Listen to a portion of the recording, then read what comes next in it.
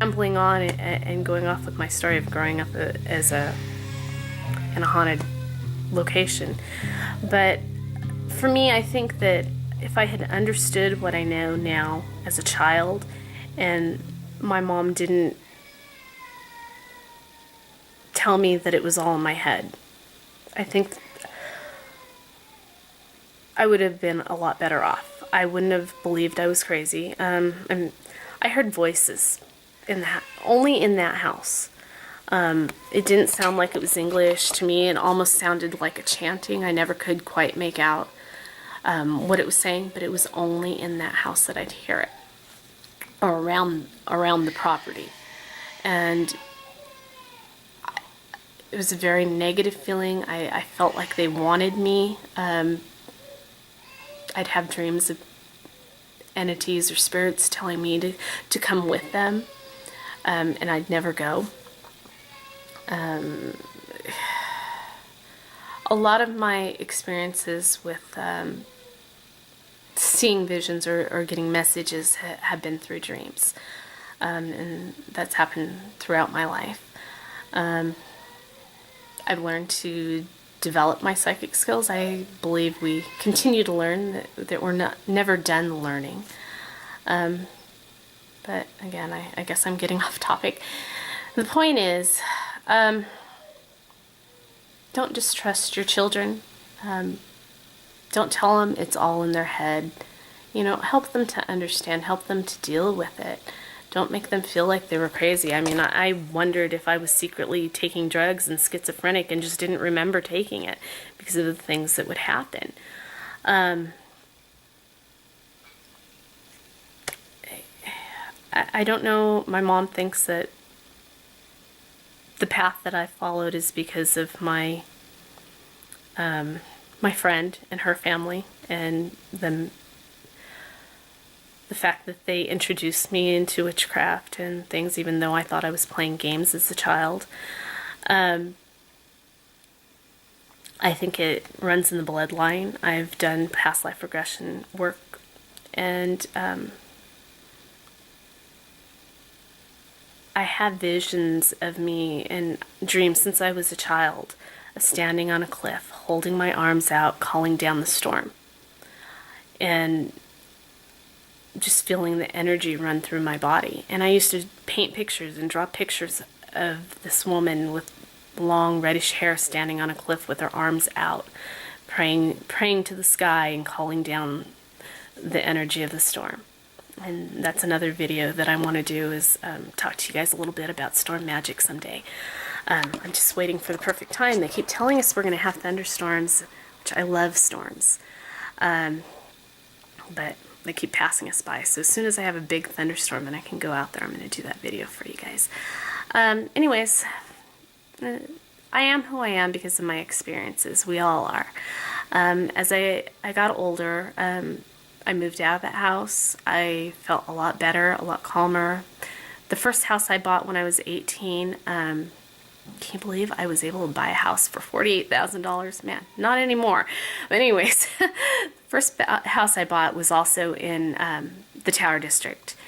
And I believe that house to have also been haunted. A lot of things happened. I actually, not just me, there were 5 of us sitting on the couch, and we saw a figure walk across the doorway to the bedroom into the closet. My ex-husband jumped up, ran to the closet, opened the door, and nothing was there. And we saw things. There was one room nobody wanted to go into because it was always ice cold, no matter that it was 106 degrees outside and we didn't have central air. The hair on your arms would just stand up in that room. And his parents would make me take a Bible and walk around the house praying and trying to get rid of the spirits. There was one occasion when the lights shut off, and when they came back on, his little sister had claw marks up and down her chest. I let him have the house when I left him. I didn't fight for it, didn't want it. I was glad to get rid of it. I moved out of Tower District with my current husband, and never really had those problems again. Not with that. I'm not afraid of ghosts anymore. I'm not afraid of spirits. I understand a lot more about the energy, and I'm a lot firmer in my beliefs and what's going on with my life. I know I'm confident in my spirituality, and that I'm protected and that I'm safe. I've done, I took some classes on paranormal investigation and paranormal research. I started my own paranormal investigating team. They're back in Fresno. I stopped investigating when my son was born. I actually miss it. I learned to really enjoy it.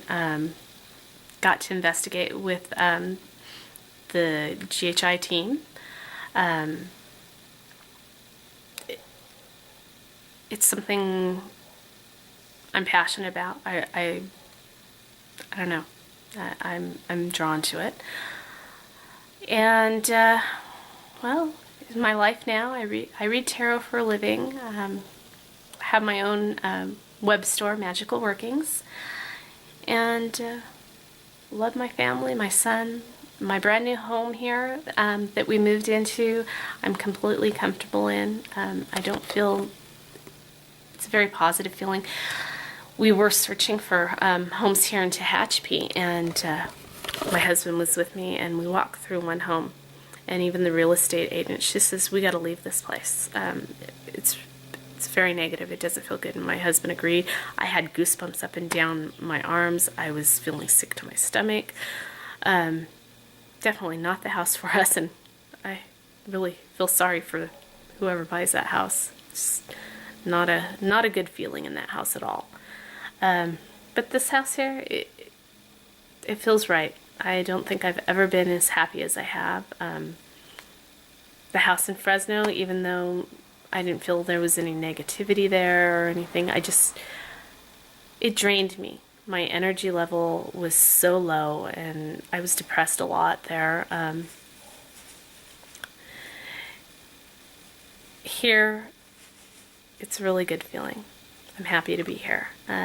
Anyways, that's my story. I think earlier, when I was going to end it earlier, I mentioned, children are sensitive to things. Don't discount what they tell you. If they tell you they have an imaginary friend, I never had an imaginary friend. I had some imaginary enemies, I think, but never an imaginary friend. Listen to them. Listen to what they say.